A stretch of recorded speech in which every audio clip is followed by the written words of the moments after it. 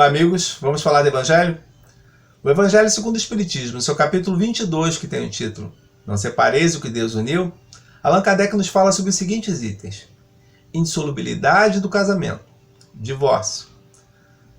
Na abertura do capítulo, o codificador nos traz uma passagem do Novo Testamento, do Evangelho de Mateus, no seu capítulo 19, dos versículos de 3 a 9. Também os fariseus vieram ter com ele e, para o tentar, lhe disseram: será permitido a um homem despedir a sua mulher por qualquer motivo? Ele respondeu: não lês que aquele que criou o homem desde o princípio o fez macho e fêmea e disse: por esta razão o homem deixará o seu pai, a sua mãe e se ligará à sua mulher, e não se farão senão uma só carne? Assim, não serão duas, mas uma só carne. Não separe, pois, então o homem o que Deus juntou. Mas, por que então retrucaram eles? Ordenava Moisés que o marido desse à esposa um escrito de separação e a despedisse. O que Jesus respondeu?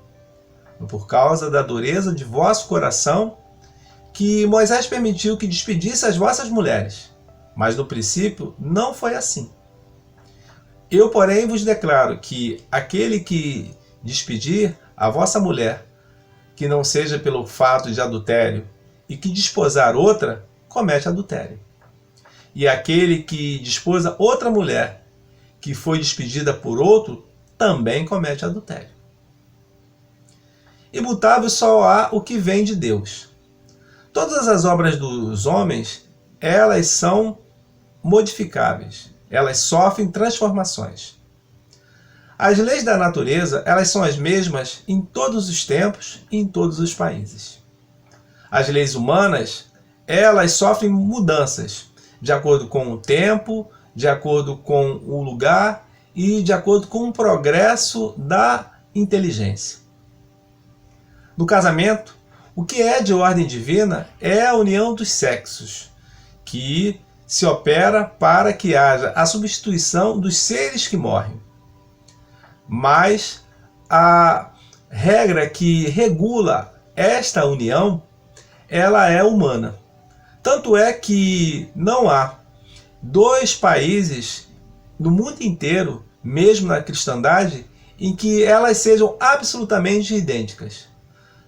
Também não há nenhum outro em que, de acordo com o tempo, elas não tenham sofrido modificações. Na união dos sexos, a par da lei divina material, que é comum a todos os seres vivos, há uma outra lei divina imutável, que, assim como todas as leis de Deus, exclusivamente moral, a lei de amor. Quis Deus que os seres se unissem não apenas pelos laços da carne, mas também pelos laços da alma, a fim de que esse amor fosse transmitido aos filhos e que pudesse fazer com que eles alavancassem o seu progresso. No entanto, observamos que no casamento, quando há interesse, nós dizemos que ele é um casamento de conveniência. Mas mesmo assim, alguns dizem que quando a bolsa está cheia, que os esposos estão felizes.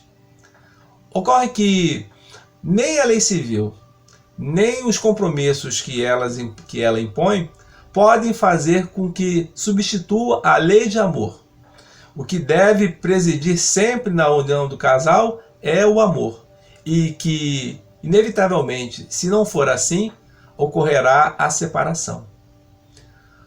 Nas sentenças, não sereis uma só carne, e não separeis o que Deus uniu, que Jesus, que nós entendêssemos como definição de amor e de união, a lei imutável de Deus, não a lei mutável dos homens. O divórcio é uma lei humana que tem como objeto separar legalmente o que está separado de fato. Ele não é contrário à lei de Deus, até porque se fosse desta forma, ele na realidade ele vem só aplicar aquilo que de contrário os homens executam porque não realizaram o que está na lei divina, na lei de Deus. E se fosse contrário a isso, mesmo os pais da igreja, que por várias vezes autorizaram a separação dos chefes, dos seus chefes, eles colocariam esses como prevaricadores, o que não pode ser porque tiveram a sua aceitação, a sua confirmação. O que nós podemos entender é que nem mesmo Jesus, ele fez com que a indissolubilidade do casamento ela fosse impossível. Quando ele afirma que Moisés permitiu que desse a separação para as esposas por causa da dureza dos corações dos homens, ele quis nos identificar que, mesmo naquela época, não há união que não deva ser contraída se não for pelos laços sagrados do amor. E que não há adultério quando há, de fato, uma união benéfica, conjunta, de amor entre os seres. Que após a leitura deste capítulo do Evangelho segundo o Espiritismo, não separeis o que Deus uniu, possamos nós termos uma interpretação diferente daquela sentença quando nos fala a respeito da felicidade. Quando muitos dizem que precisam casar para serem felizes, o que na realidade esquecem de serem felizes para ter um casamento feliz. Que Jesus nos ampare, que Jesus nos envolva. Muita paz, boa leitura.